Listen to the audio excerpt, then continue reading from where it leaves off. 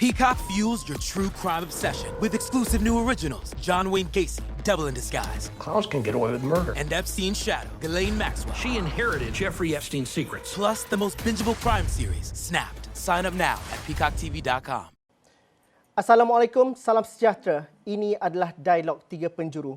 Perang melawan COVID-19 berada di fasa pertempuran yang paling dahsyat sekali. Ramai rakyat yang terkorban. Malah ribuan ratusan dalam keadaan cedera parah. Dan juga kalau dilihatkan juga ribuan rakyat dalam kesengsaraan pada ketika ini. Apa sudah jadi dengan taktikal perang kita selama ini untuk melawan COVID-19? Adakah kita berada di landasan yang betul? Dan juga apa strategi yang lebih radikal untuk kita memerangi COVID-19? Itu perbincangan Dialog Tiga Penjuru pada minggu ini.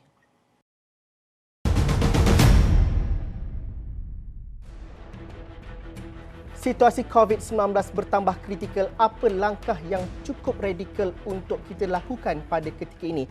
Menyertai perbincangan Dialog Tiga Penjuru pada hari ini, saya perkenalkan tetamu-tetamu saya. Saya ditemani oleh Profesor Datuk Dr. Rohaizat Dion, merupakan Profesor di Management and Science University MSU yang juga merupakan mantan Timbalan Ketua Pengarah Kesihatan Perubatan KKM. Saya juga ditemani oleh Profesor Madya Dr. Malina Osman, Pakar Perubatan Kesihatan Awam daripada Universiti Putra Malaysia. Dan Dr. S. Malashanti merupakan Pegawai Perubatan Jabatan Kecemasan Hospital Columbia Asia Ceras. Terima kasih kerana menyertai perbincangan Dialog Tiga Penjuru pada hari ini. Kita dalam peperangan yang cukup hebat sekali dalam melawan COVID-19. Profesor Datuk Dr. Rohaizat pernah digelar Panglima Perang COVID-19. Kalau Datuk, ini adalah peperangan, ini adalah pertempuran yang paling dahsyat yang kita lalui sekarang. Ribuan kes baru setiap hari. Dan kalau kita lihat juga ratusan juga nyawa yang terkorban, dan itu satu perkara yang cukup asing setahun dahulu. Hospital kita berada dalam kapasiti yang cukup sesak. Petugas di barisan hadapan cukup tertekan pada ketika ini. Lockdown sudah lama. Kenapa kes tak turun? Mengapa kita masih lagi berdepan dengan masalah ini? Datuk, kalau strategi peperangan itu Datuk pernah lakukan, mengapa perang kali ini paling mencabar dan apa yang sepatutnya kita lakukan? Mungkin Datuk ada pencerahannya. Terima kasih Encik Zul. Terima kasih kepada Asrul Awani dan kepada semua rakyat Malaysia, para penonton. Mungkin saya boleh berkongsi pengalaman sepanjang berkhidmat dengan Kementerian Kesihatan. Memang kita dalam berperang sekarang ini, dan kalau kita lihat seperti yang dimaklumkan dalam sidang media oleh Kementerian Kesihatan semalam, banyak faktor, antaranya yang dua faktor utama adalah peningkatan ujian saringan bersasar yang telah pun kita laksanakan sejak 3 hari bulan Julai. Kemudian diikuti dengan pula galakan bagi insentif bagi untuk kilang-kilang dibuka, insentif pada mereka untuk membuat ujian saringan bersasar. Oleh itu memanglah kalau kita ramalkan dalam 1 atau 2 minggu lagi kes-kes akan meningkat. Dan selepas itu dijangkakan mungkin selepas itu kes akan stabil dan mungkin kita harap akan menurun. Itu satu faktor. Faktor lain adalah yang kita lihat seluruh dunia sekarang berdepan dengan peningkatan kes. Dan dengan adanya varian baru, contohnya Beta dan juga Delta, dan kalau kita lihat macam R0 di Wuhan pada masa lalu, R0 Wuhan adalah antara 2.5 dengan 3.0. Tapi bagi varian Delta sekarang ni, R0 adalah antara 5 kepada 8. Bermakna tadi kalau ada 100 orang yang positif, dengan virus Delta ni, dia boleh menjangkiti sehingga 800 orang. Jadi keboleh jangkitannya amat tinggi. Jadi itu merupakan salah satu faktor yang menyumbang kepada peningkatan kes. Ya. Dan kalau kita lihat, sekali kita bersin, mengambil masa adalah dalam 150 milisecond, Cik Zul. 150 milisecond satu kali bersin, dan dalam satu kali bersin tadi mungkin ada 3,000 droplet bertaburan di udara, dan disebutkan juga varian Delta ini penyebarannya selain daripada droplet boleh bersebar secara airborne dalam udara, dan dia boleh berada dalam udara selama mungkin sehingga 10 minit. Dan kalau kita imbas kembali dalam masa itu, virus yang kecil ini, virus COVID yang kecil ini, boleh berada dalam udara dan juga dekat droplet, dan sekiranya individu tidak memakai pelitup muka dan mudah akan dijangkiti. Dan virus ini amat kecil ya. Berapa kecil virus ini? Kalau lihat rambut saya ni banding dengan virus ini saiz dia adalah antara 60 hingga 140 nanometer. 60 hingga 140 nanometer. Kalau banding pula dengan rambut, selai rambut saiznya antara 80,000 hingga 100,000 nanometer. Jadi satu virus ini, kalau kita belah rambut ini 1,303 kali sama dengan satu virus. Oleh yang demikian, pemakaian pelitup muka dengan betul, ya, pelitup muka dengan betul. Kemudian sekarang dengan adanya varian Delta, kita kena pakai double mask, nak pakai face shield, dan telah terbukti boleh melindungi sehingga 70%. Jadi saya rasa ini antara faktor lah yang menyumbang ke arah peningkatan kes yang tinggi dalam gelombang ketiga ini. Datuk, kita bercerita mengenai ini adalah taktikal perang. Kalau Datuk katakan sebelum kita bermula tadi, Datuk kata strategi perang masih lagi sama. Itu sudah kita lihat dan juga diaturkan strateginya sejak awal tahun 2020. Akan tetapi, bagaimanakah kita melihat bahawa apa yang kita rancang dalam peperangan itu dapat diterjemahkan dengan pertempuran yang baik, kerana musuh kita COVID-19 sudah lebih bijak daripada kita mengatur strategi. Pada pandangan Datuk, apa yang kurangnya pada ketika ini? Mungkin kita fahami strategi taktikal peperangan yang kita boleh faham, yang mungkin Datuk boleh kongsikan. Ini satu soalan yang sukar tapi seperti yang telah dimaklumkan oleh Kementerian Kesihatan pada masa lalu oleh kerajaan, memang mereka telah pun melaksanakan 6 strategi ya. Tidak ada 6 strategi yang telah dilaksanakan. Kalau kita lihat 6 strategi ini memang masih lagi relevan. Kalau kita lihat satu strateginya, contohnya kita menjaga sempadan, mengawal sempadan, dan kita dah berjaya mengawal sempadan. Kalau kita lihat kluster import menurun. Kluster import menurun dengan bagus ya. Dan banyak lagi strategi lain, yang 5 lagi strategi, di mana untuk saya ringkaskan di sini, 6 strategi ini memang relevan. Walau bagaimanapun dalam berperang, setiap strategi tadi perlu kita terjemahkan sub strategi ataupun micro strategi ataupun activity. Jadi dalam peperangan kali ini, dalam bulan Julai ini, peperangan kita pada bulan Julai, saya rasa sekurang-kurangnya 5 sub activity dalam strategi tadi perlu dimantapkan. Di mana pertamanya memantapkan tabik urus dan penumpuan di Lembah Kelang. Ya, ini amat penting. Di mana kalau kita lihat, yang pertama, Yang Amat Berhormat Perdana Menteri pun telah memandang serius dan memberi peruntukan khas. Ini penting ya, strategi sub-activity. Susulan itu, tabik urus tadi dipertingkat dengan penubuhan Greater Klang Valley Task Force yang diketuai oleh Yang Bahagia Datuk Dr. Chong Chee Kiong, Timbalan Ketua Pengarah Kesihatan Awam. Jadi ini adalah sub-activity ataupun sub-strategi yang pertama, pemantapan tabik urus. Tapi itu sebenarnya tidak memadai. Ianya perlu diikuti dengan juga strategi nombor 2, sub-strategi nombor 2 atau aktiviti nombor 2, iaitu tindakan kesihatan awam perlu dipertingkatkan oleh KKM dan oleh kementerian-kementerian lain. Contohnya Kementerian Sumber Manusia, Kementerian Perumahan Kerja Tempatan, Tempat Kerja dan Majikan. Contoh ya, tindakan kesihatan awam itu tingkatkan saringan bersasar yang telah dibuat. Dan kita tumpukan pada kluster yang besar. Kalau kita lihat pada masa lalu, kluster pendidikan dah menurun. Kluster keagamaan dah menurun. Kluster penjara dah menurun sebab telah terkawal. Sekarang ni kluster yang banyak adalah kluster tempat kerja dan kluster komuniti. Jadi saringan bersasar pada 2 kluster ni amat penting. Dan yang ketiga, apabila kita dah buat saringan, apa tindakan seterusnya? Yang penting di sini, contact tracing. Contact tracing, kendiri. Isolasi kendiri. Dengan ini kita perlukan kementerian lain untuk bantu buat kendiri. Majikan boleh buat sendiri, jabat daerah, ketua kampung. Jangan bertangguh.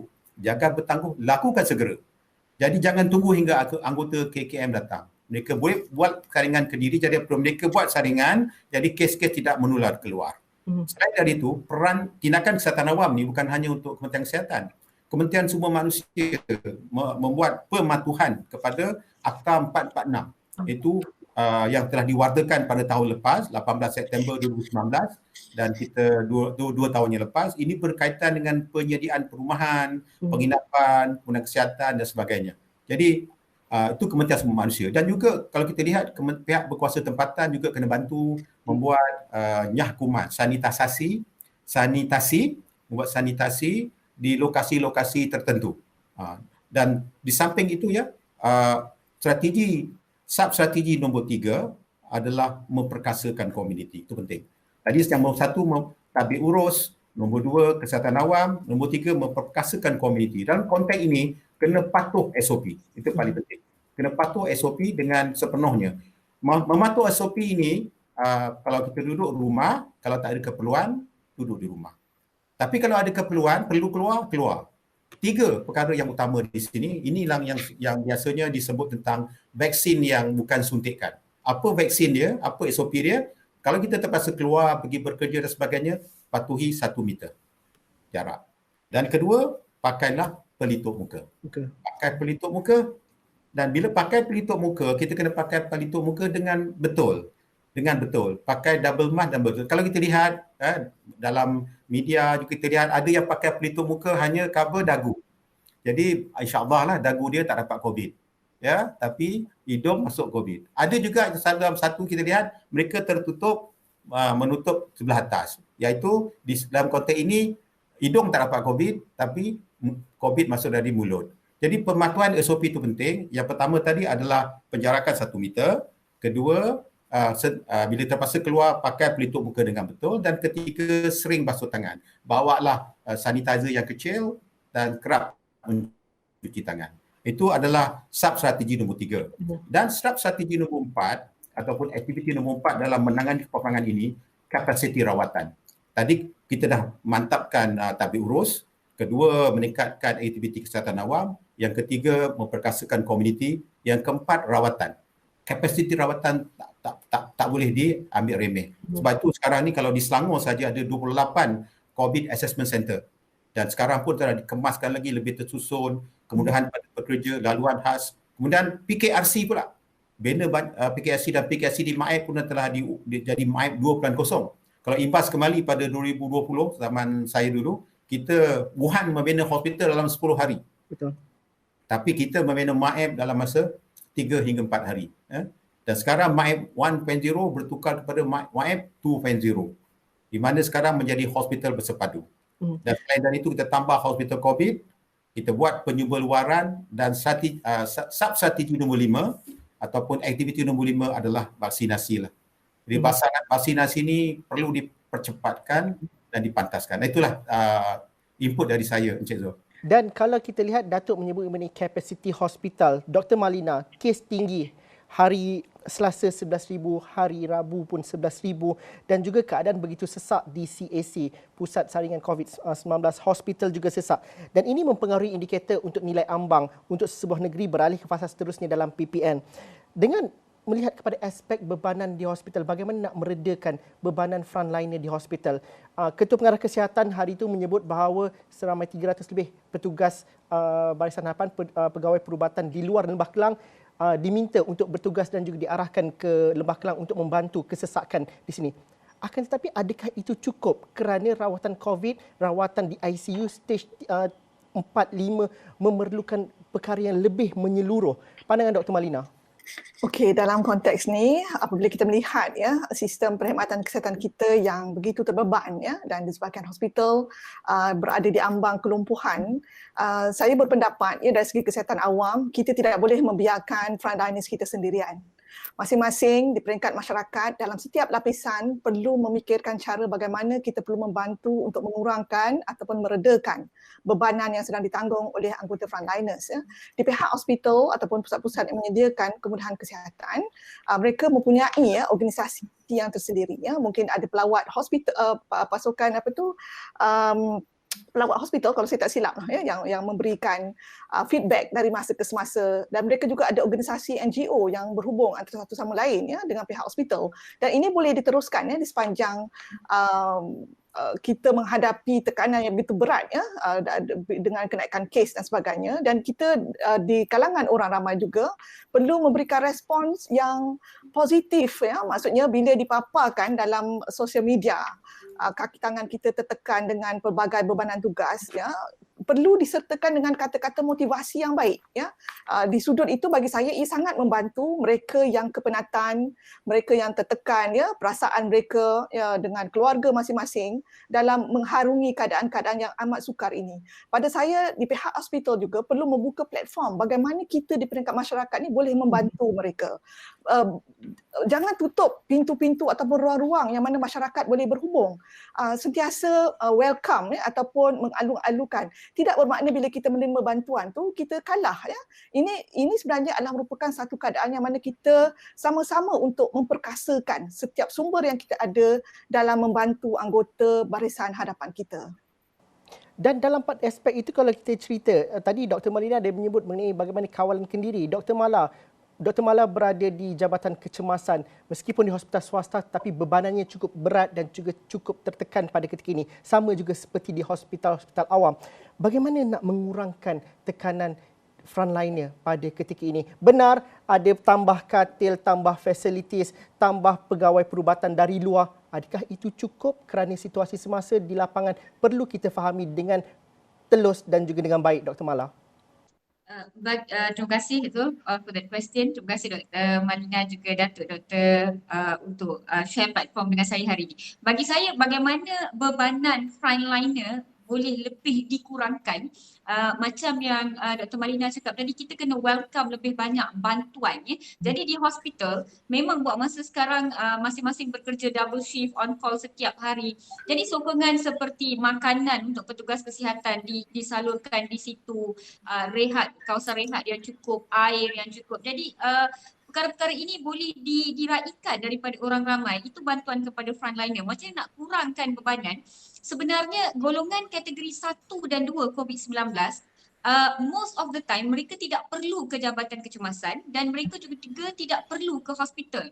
Jika golongan kategori 1 dan 2 kita boleh empower mereka untuk mengambil take care kesihatan mereka, ambil rawatan simptomatik, ambil ubat demam sebagainya, makanan yang cukup, sokongan yang cukup, mereka boleh kurangkan bebanan dan juga kesesakan di kedua-dua jabatan kecemasan dan juga di CAC. Masalahnya sekarang masyarakat tak tahu saya ni kategori berapa. Betul? Saya ni perlu dinilai ataupun tidak. Saya ni perlu pergi ke jabatan kecemasan ataupun tidak. Jadi mereka semua beratur di CAC. 8,000 positif, 8,000 beratur di CAC. 4,000 positif, 4,000 pergi ke Dewan Melawati. Sebab itu kesesakan berlaku sebenarnya.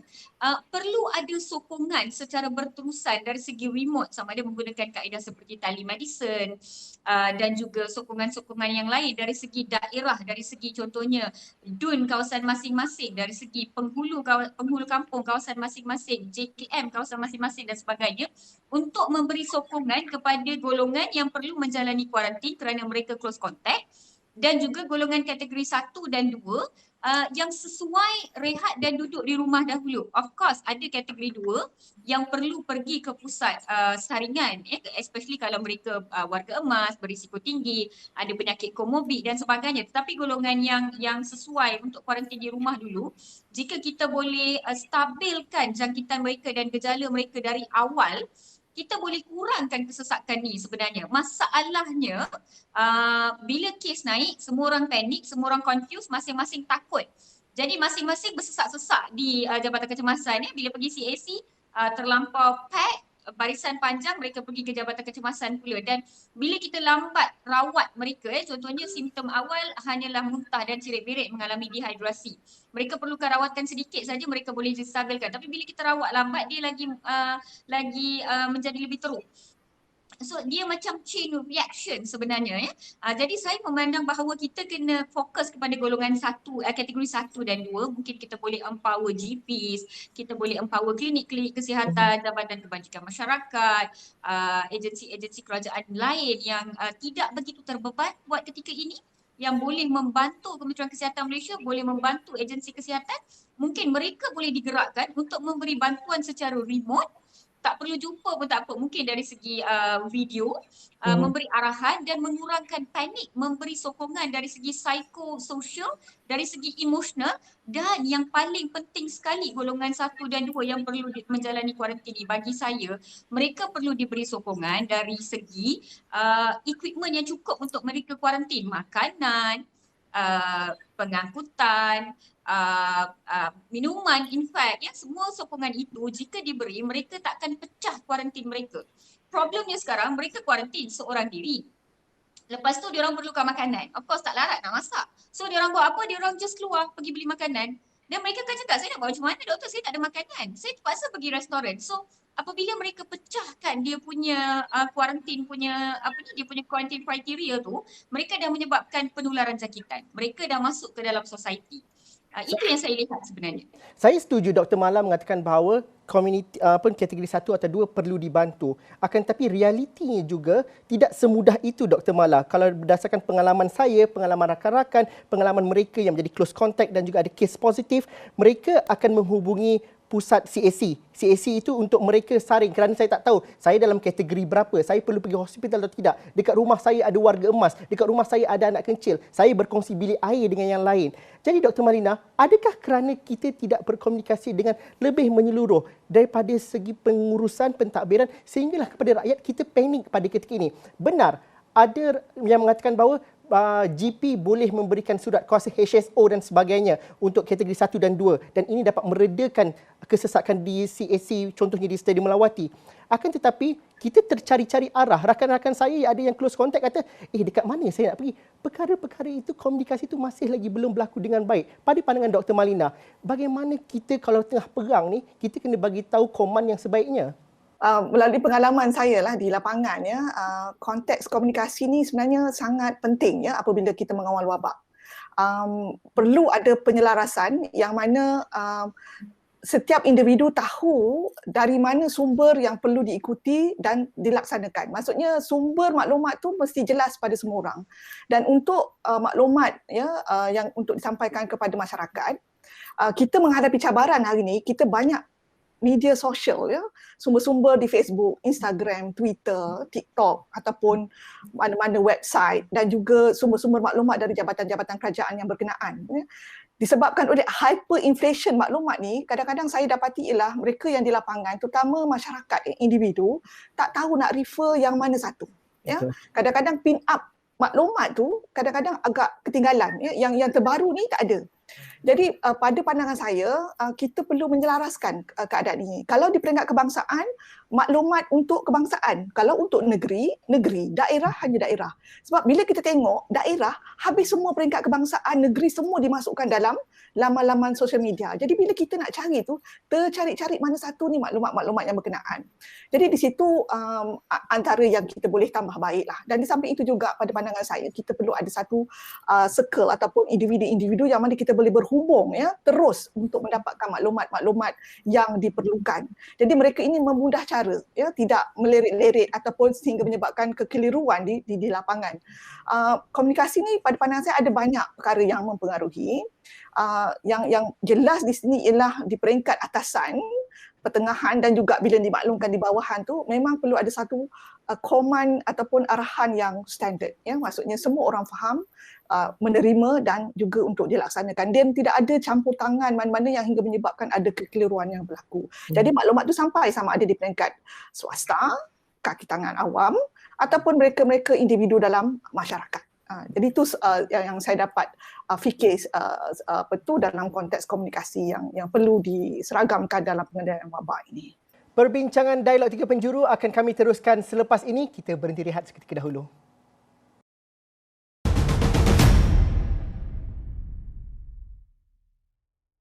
Ini adalah perbincangan medan pertempuran perang COVID-19 Datuk Dr. Rohaizat Yun, Profesor Madya Dr. Malina Osman dan Dr. Mala Shanti bersama saya dalam Dialog 3 Penjuru malam ini. Prof. Datuk Dr. Rohaizat, bagaimana kita melihat satu ialah kita nak redakan tekanan frontliner. Penambahbaikan dilakukan oleh KKM dan juga bajet insya-Allah akan ditambah 1.1 bilion lagi. Namun bagaimana kita dapat bantu lebih daripada itu? Prof. Malina tadi kata NGO masyarakat boleh saja bantu. Masyarakat Malaysia cukup prihatin. Akan tetapi red tape dan juga birokrasi itu juga perlu dihapuskan. Dan juga saya tahu ada beberapa CAC kadang-kala sukarelawan seperti nak menjawab telefon dan juga memasukkan data juga kita kekurangan orang yang bukan perubatan juga di situ. Bagaimana ini dapat diselaraskan dan dapat disepadukan? Masyarakat mungkin tak banyak lagi tahu bagaimana kita dapat membantu frontliner dan juga mengurangkan tekanan di hospital pada ketika ini, Datuk. kalau kita lihat ya, memang betul seperti yang dimaklumkan bahawa Frontliners ni, Barisan Harapan ni merupakan benteng terakhir Malaysia lah. Kalau benteng terakhir ni jatuh, kita akan gagal. Jadi kita tidak boleh sama sekali, tidak boleh benarkan benteng terakhir kita iaitu Frontliners kita gagal. Jadi apa jua sumbangan kepada Frontliners memang amat penting. Kalau kita lihat Frontliners ni ada dua kelompok iaitu di kesihatan awam dan di hospital.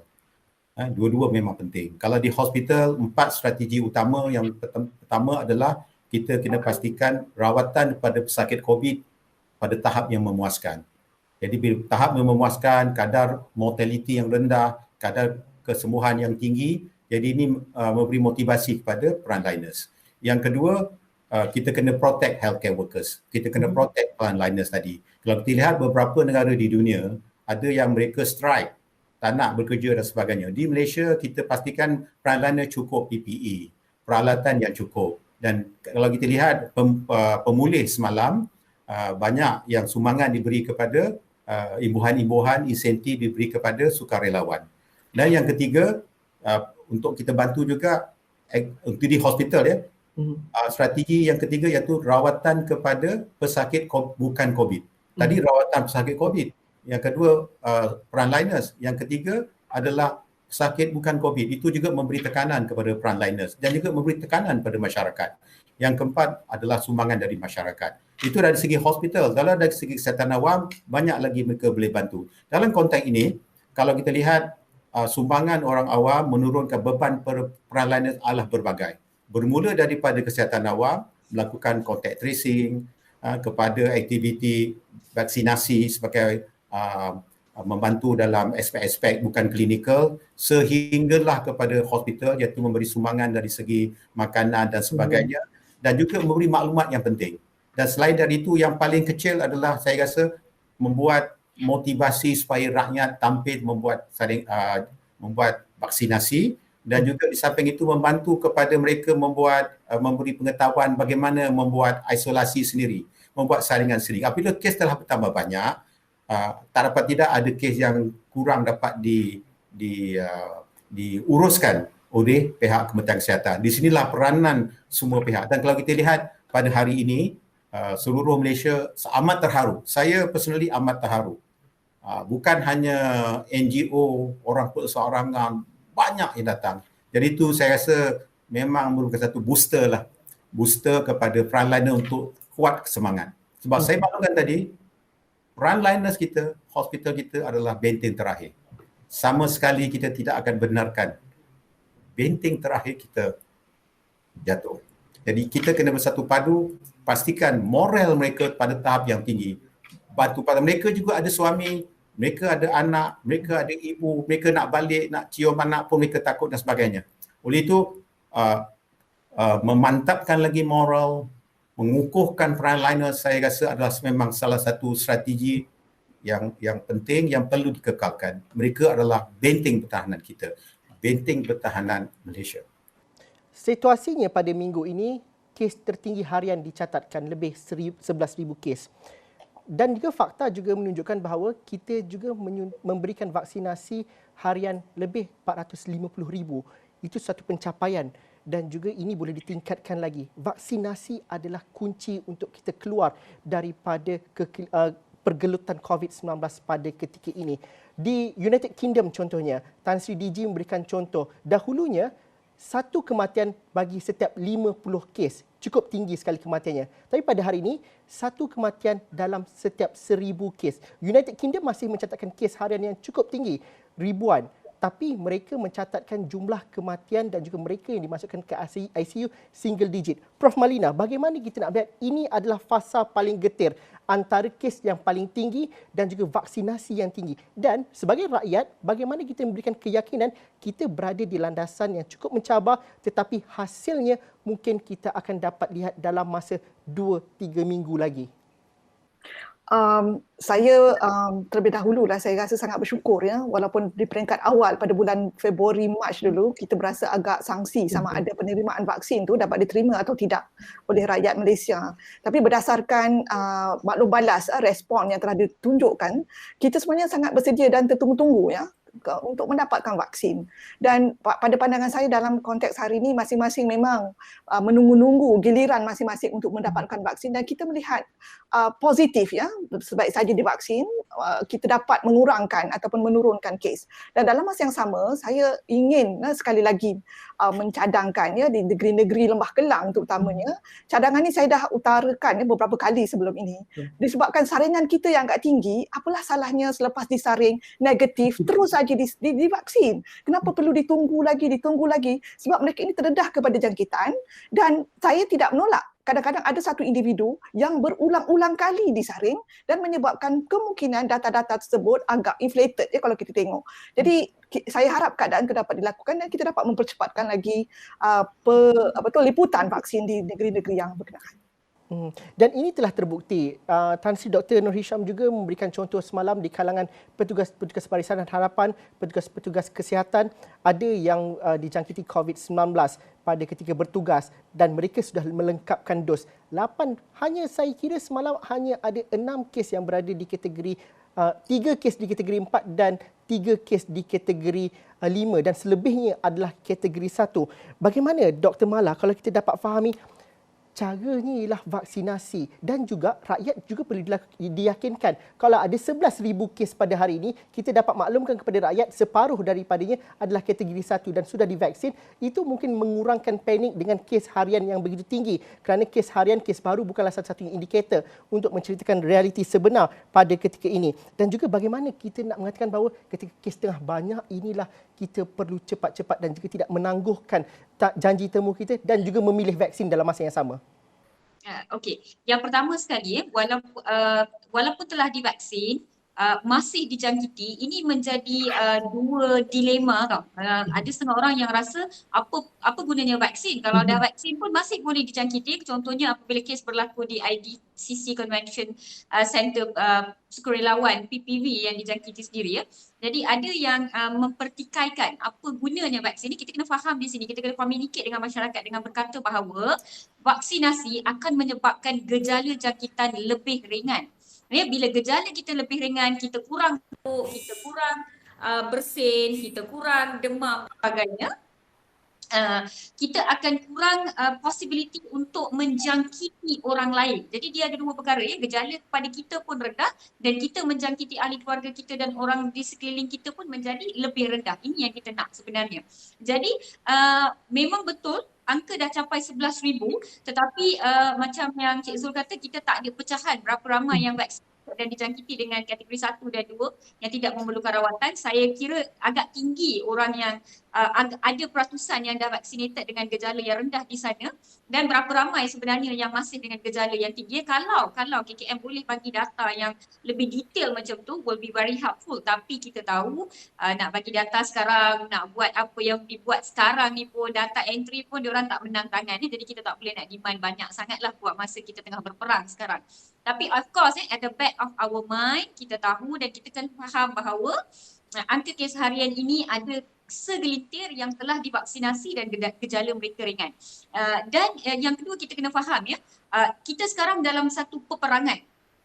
Ketika kita berperang, ada dua perkara ya. Satu, bila tentera serang kita, kita kena serang balas.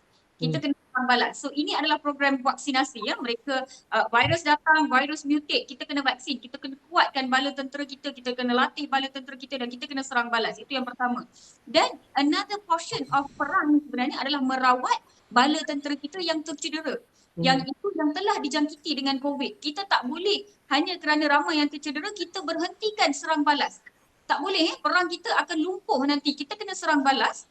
At the same time kita kena rawat tentera kita kena kuatkan balik bala tentera kita yang lemah ni dan kita kena bangkitkan mereka kembali untuk menjadi bala tentera kita yang kuat. That's why macam yang Datuk kata, rawatan COVID kena memuaskan healing sembuh daripada COVID kena tinggi dan kita kuatkan bala tentera kita kuatkan rakyat kita dan kita vaksinasi mereka juga. Ya, sebab itulah dua-dua komponen ni penting. Kita rawat COVID, kita kuatkan healthcare system, kita ramp up vaccination. Pusat pemberian vaccination pun kena lebih dipergiatkan. Cuma kalau saya boleh bagi cadangan, saya sebenarnya gemar contohnya kalau dah keluar daripada quarantine center, mereka dah out of active infection, kalau stok vaksin cukup, daripada sana vaccinate terus. Kita tak payah tunggu giliran balik. Kalau boleh sesiapa yang pergi ke appointment di klinik kesihatan ketika hari appointment tu, kalau mereka fit the criteria, mereka dah sesuai, vaksinasi terus.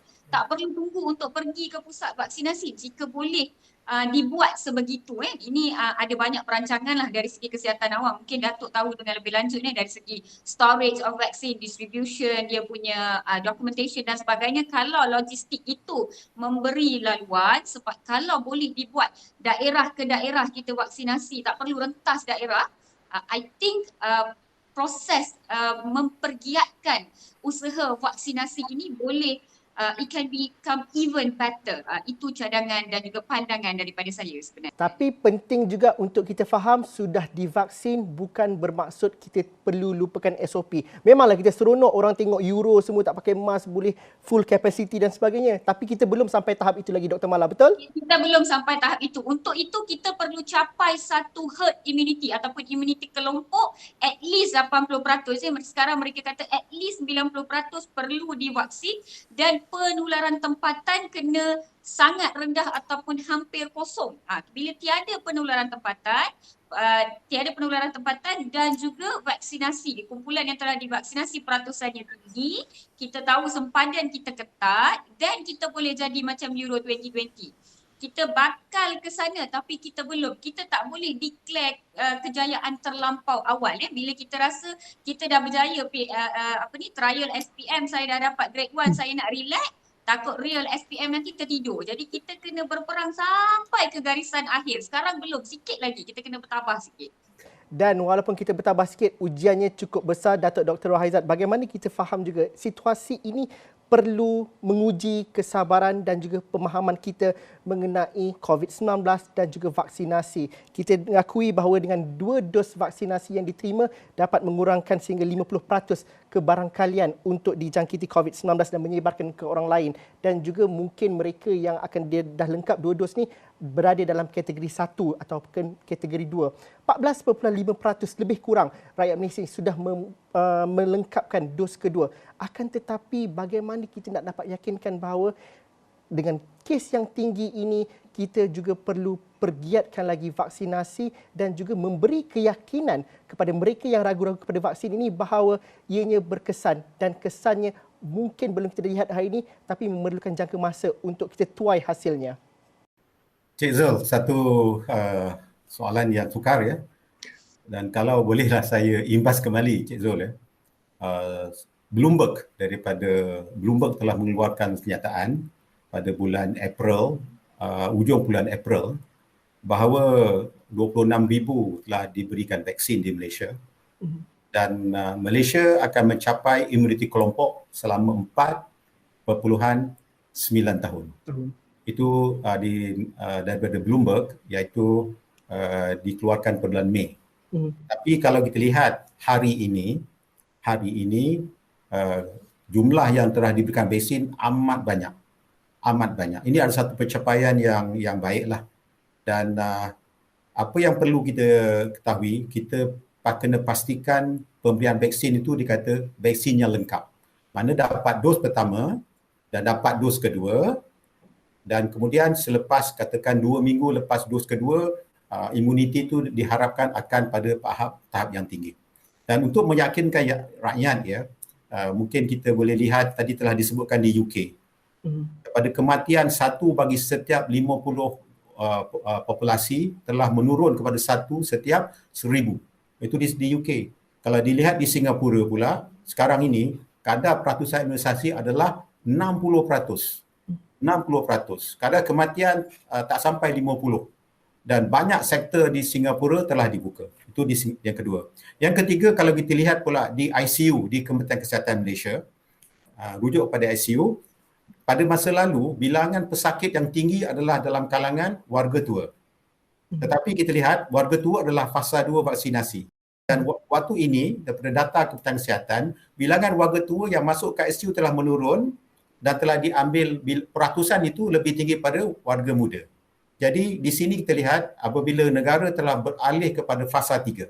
Kita sekarang pada fasa 3 di mana setiap negeri telah merancakkan fasa 3 dan 2 hari lepas saja satu hari sampai 400,000. Ini satu bilangan yang tinggi ya. Jadi kita harap 400,000 tadi dalam masa beberapa minggu lagi imuniti akan meningkat.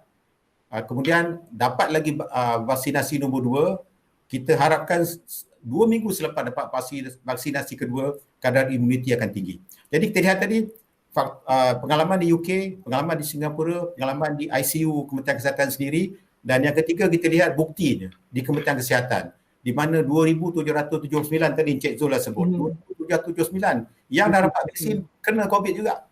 Tapi 90% hanya kategori 1 dan 2. Selebihnya 3 dan 4 saja kategori 3 dan 4. Jadi itu menunjukkan kan sekiranya vaksin itu telah lengkap, kan ada kebarangkalian rakyat masih dijangkiti satu. Tetapi severity atau ketenatan tu amat rendah dan bukti telah kita lihat tadi di UK, di Singapura, di ICU kita sendiri dan juga dalam kalangan anggota kesihatan kita. Jadi inilah yang, dan kalau kita lihat sekarang mungkin Bloomberg kena membuat satu lagi unjuran terkini. Saya rasa kita akan dapat mendapat imuniti kelompok dengan lebih pantas. Cuma kalau kita lihat di negara lain, contoh di Singapura, mungkin sebab penduduk adalah 47 juta rendah, mereka daripada fasa 1, fasa 2, sekarang mereka telah pergi kepada golongan 18 tahun ke atas. Dan mereka juga beralih dari 18 tahun ke atas kepada 12 hingga 18 tahun. Dan ini juga satu populasi yang amat penting. Jadi vaksinasi seperti dijelaskan oleh Dr. Mala, Dr. Malina tadi, fasa ketiga ni amat penting. Kalau kita lihat daripada data yang ada dalam Kementerian Kesihatan, majoriti pesakit COVID dalam kalangan berumur 20 hingga 40 tahun. Golongan pekerja ya, 20 hingga 40 tahun golongan pekerja. Jadi golongan inilah yang tinggi. Jadi golongan ini perlu disasarkan pemberian vaksinasi. Itu yang amat penting lah. Dan seterusnya nanti apabila mereka nanti telah diberikan vaksinasi, kita akan buka sekolah dan sebagainya, dan golongan pelajar tadi, golongan 18 tahun ke atas perlu ditambahkan vaksinasi. Jadi dalam konteks pemberian vaksinasi ini, ya, saya rasa yang pertama adalah bekalan vaksin itu penting. Pada masa lalu bekalan vaksin rendah. Tapi sekarang bekalan vaksin ditambah. Dan semalam pun Yang Amat Berhormat Perdana Menteri kata mereka akan menambah bekalan 130% masa Yang Amat Berhormat Perdana Menteri melawat Tengku Abdul Rahim Maklah. Jadi bekalan bertambah. Kedua, pusat pemberian vaksin pun bertambah. Bukan hanya bertambah dari segi yang dilaksanakan pekerjaan, ada mobile PPP, ada home care PPP, ada pula pusat vaksin yang diuruskan bersama swasta. Jadi pertama tadi, bekalan bertambah. Kedua, pusat vaksin bertambah. Dan yang ketiga, penerimaan masyarakat. Alhamdulillah saya lihat rata-rata saya dapat panggilan telefon. Kalau pada masa lalu mereka mempertikaikan vaksin, kenapa tak perlu dah bahan asing. Tetapi kali ini telefon yang saya terima, bila saya nak dapat? Bila. Jadi bagi kerajaan ini adalah satu tanda positif. Rakyat telah boleh menerima. Jadi bila ada petanda yang positif, kita kena gunakan petanda yang positif ini untuk meningkatkan bilangan vaksinasi. Dan di Selangor saja, saya dipahamkan bekalan vaksin memang fokus pada Selangor, dengan Selangor kes paling tinggi, berjuta-juta vaksin akan disalurkan. Dan kita meramalkan apabila mungkin selepas dos pertama, dos kedua, bilangan kes akan menurun. Dr. Malina, saya kira lebih kurang 2 bulan lepas pernah mengatakan bahawa vaksinasi dahulu mereka yang keluar pergi bekerja ini, dan itu juga dilakukan dalam strategi vaksinasi dengan mengamalkan kerjasama dengan industri, vaksinasi di kilang-kilang contohnya. Dr. Malina, kita perlu bergerak pantas. Dahulu kita lihat fasa 1, 2 dan 3. Tapi pada ketika ini mungkin golongan kanak-kanak itu juga perlu divaksinasi untuk persediaan kita buka sekolah dan sebagainya. Ini perang. Bagaimana strategi vaksinasi juga perlu dilakukan secara, mungkin perkataan gerila itu agak konotasinya berbeza, tetapi itulah hakikat yang kita boleh lakukan hari ini. Saya sebenarnya Selain daripada kita perlu menumpukannya kepada individu yang mobile, saya pernah utarakan sebelum ni, pendekatan saya rasa yang paling mudah untuk masyarakat bila kita berada di lapangan, apabila vaksin tu kita berikan mengikut stratifikasi keluarga. Maksudnya kalau seorang dapat vaksin, satu keluarga kita vaksin. Sebab dari segi untuk mendapatkan appointment dan sebagainya, kita lihat ada beberapa masalah. Suami dapat appointment tempat lain, waktu lain-lain. Lepas tu kadang-kadang anak-anak ambil cuti nak bawa mak pergi vaksin, hari lain pula bawa ayah pergi vaksin. Kadang-kadang ada yang ibu tunggal nak bawa anak OKU, apa salahnya vaksin mak tu terus. So keadaan-keadaan macam ni saya rasa boleh dipermudahkan bagi membolehkan semua individu mendapat vaksin dengan kadar yang lebih cepat. Kalau kita kata bekalan bukan lagi isu di sini, apalah salahnya dapat ditukar strategi itu kepada family friendly. Jadi anak-anak kita yang dalam usia 12 tahun ke atas dapat divaksin sekaligus. Kita berhenti rehat seketika dahulu, kita jumpa lagi selepas ini.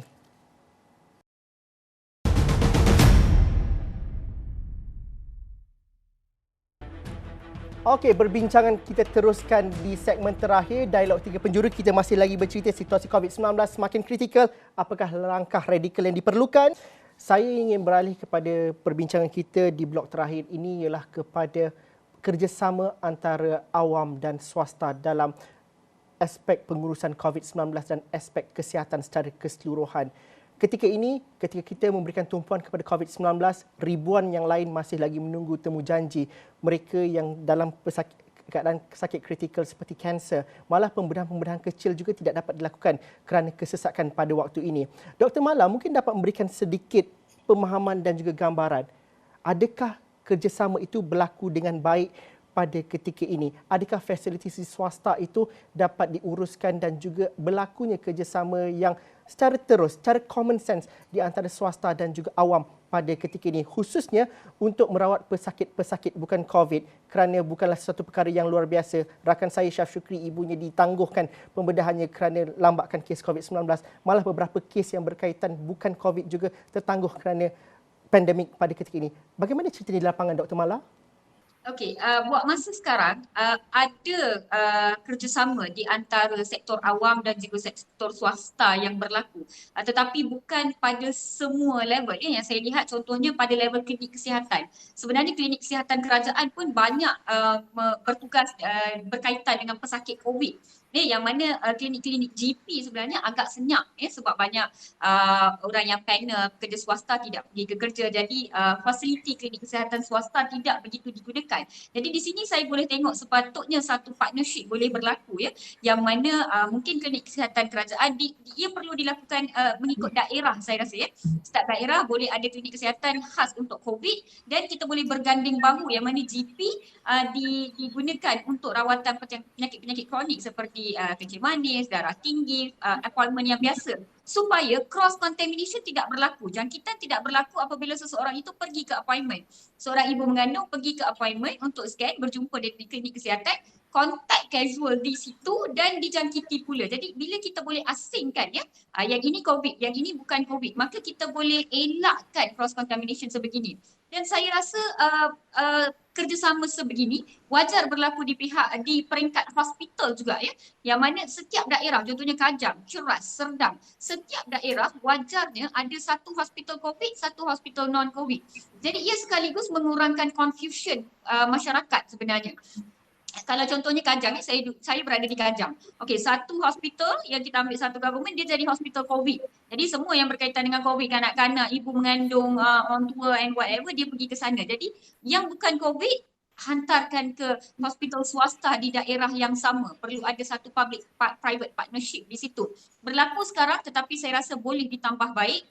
Especially untuk rawatan seperti bersalin, kanak-kanak, follow up, immunisation, rawatan follow up seperti penyakit jantung, kanser, screening dan lain-lain lagi. Sebab penyakit-penyakit lain ini yang bertumpu ke sesuatu fasiliti, sama ada fasiliti kerajaan lah biasa yang kita cakap sekarang juga menyebabkan lebih banyak outbreak. Contohnya satu ward onkologi, bila seorang positif, habis satu ward tu terpaksa ditutup dan lebih ramai yang menjadi positif. Jadi ini yang sebenarnya lebih menambah lambatkan kes especially sebagai inpatient dan juga melumpuhkan sistem kesihatan sebab staf dijangkiti, staf perlu kuarantin dan pesakit juga dikuarantin. Jadi berlaku satu lumpuhan di situ ya. Jika public-private partnership boleh berlaku di semua level, klinik, hospital dan juga pada pandangan saya, kalau saya boleh cadangkan ya, saya boleh cadangkan yang boleh ada sharing dari segi fasiliti.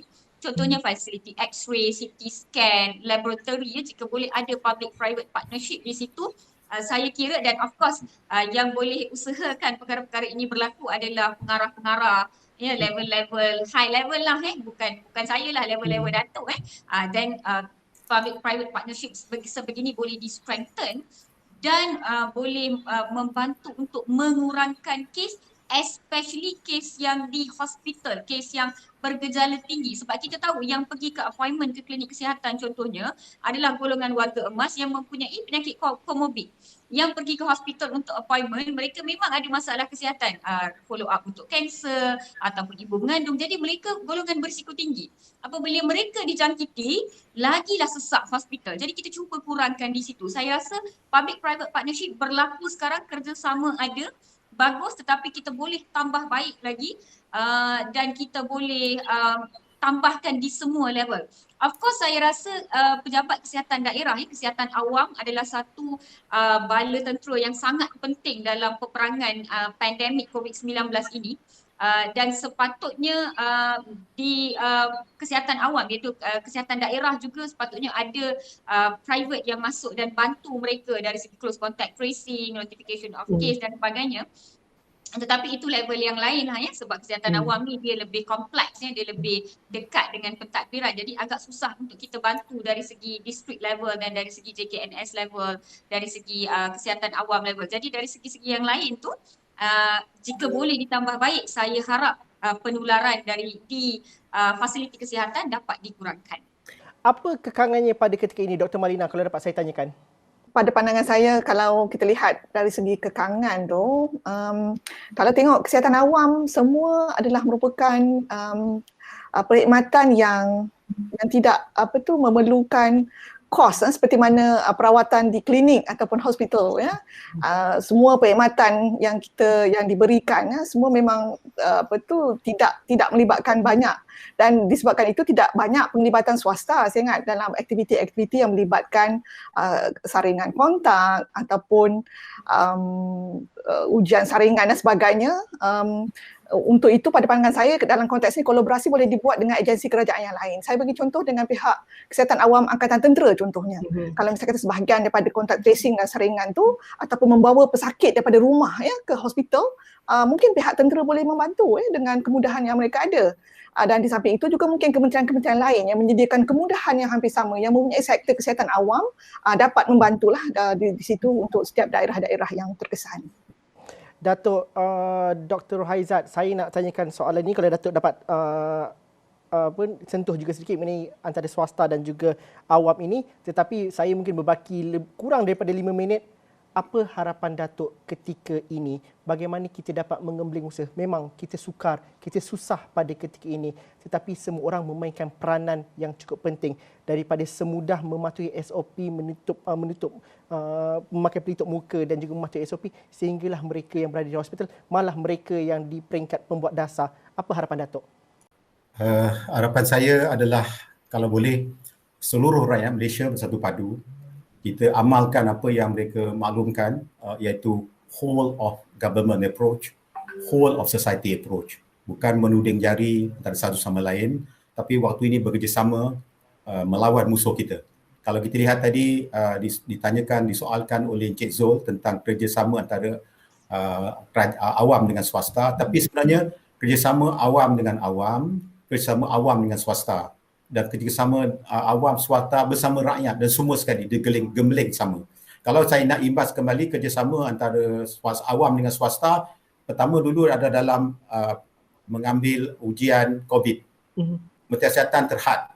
Jadi kita dapat outsource kepada swasta. Dan sekarang bilangan swasta yang berupaya amat tinggi. Kemudian itu untuk buat ujian. Kedua nak buat swab COVID, kapasiti menurun. Kita dah outsource kepada pihak luar. GP pun terlibat. Dan yang ketiga, untuk merawat pesakit bukan COVID. pada tahun lalu dah dapat kerjasama boleh dibuat penyumber luaran kepada sektor swasta. Dan tahun ni pun ditambah lagi. Dan yang keempat, sekarang ni bukan hanya penyumber luaran terhadap rawatan rawatan bukan COVID. Pesakit COVID pun boleh disumber luarkan kepada bukan swasta. Dan selain daripada itu, kalau kita lihat derma-derma sumbangan yang diterima dari semua pihak itu amat-amat penting. Jadi harapan saya, marilah rakyat Malaysia semua bersatu padu, kita benar-benar wujudkan realiti, iaitu dalam melawan COVID ini, dalam perang yang kita hadapi, whole of government approach, whole of government society approach dilaksanakan sepenuhnya, bekerjasama tanpa menuding jari. Memang dalam keadaan krisis, dalam keadaan berperang, ada kekecohan di sana sini, ianya bukanlah berlaku seperti dalam textbook, dalam buku yang kita baca. Ini adalah practical reality, berdepan dengan musuh.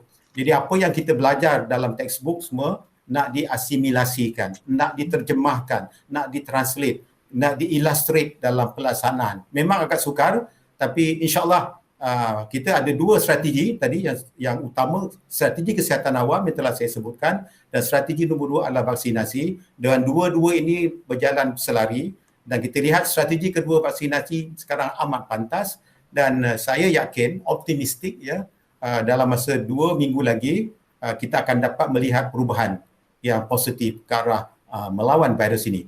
Sedikit saja masa, Datuk, mungkin setengah minit bagi setiap panel kita. Kata-kata semangat untuk frontliner yang begitu tertekan pada ketika ini. Datuk, apa kata-kata semangat untuk petugas barisan hadapan di hospital dan juga di seluruh pengurusan COVID-19 pada ketika ini? Teruskan tabah berjuang. Semua rakyat Malaysia ada bersama anda. Mereka memang meneliti dan menghayati setiap perjuangan anda, dan anda adalah benteng terakhir kami, dan teruskan berjuang, kuatkan semangat, dan kami semua rakyat Malaysia akan bersatu padu menyokong anda. Frontliners, you are the hero. Dr. Malina, titipan pesan untuk mereka yang bertungkus lumus dan berkorban segala jiwa dan raga mereka di hospital pada ketika ini, Doktor. Okay, untuk semua anggota barisan hadapan yang sangat kita kasihi, doa kami sentiasa bersama-sama anda, dan jangan sekali-kali berputus asa, berpatah hati dan sebagainya. Semoga insya-Allah dalam waktu yang terdekat ni kita akan dapat atasi semuanya bersama-sama. Dr. Mala?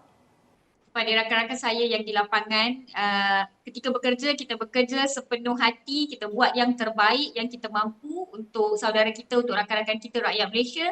Dan lepas habis kerja, kita de-stress, kita de-charge, kita recharge balik untuk mental health kita sendiri, supaya esoknya kita boleh pergi kerja balik dengan tenaga yang baru.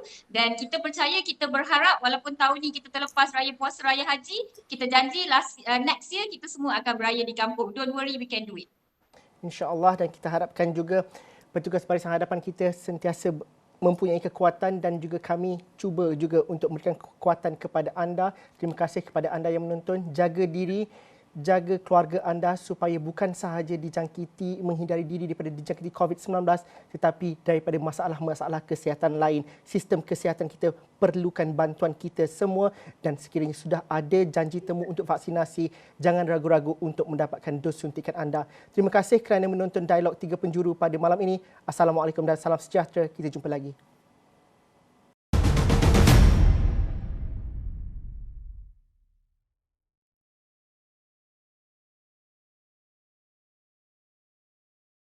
This isn't just basketball. This is the NBA playoffs. And with William Hill Sportsbook, you can dial up the playoff intensity from the palm of your hand. Just download the William Hill mobile app and your first bet of up to $500 is risk-free using promo code RADIORF. New users only. Must be 21 years or older and present in Virginia to bet. Paid and free bets. Terms and conditions apply. Gambling problem? Call, text, or chat our confidential and toll-free helpline at 1-888-532-3500.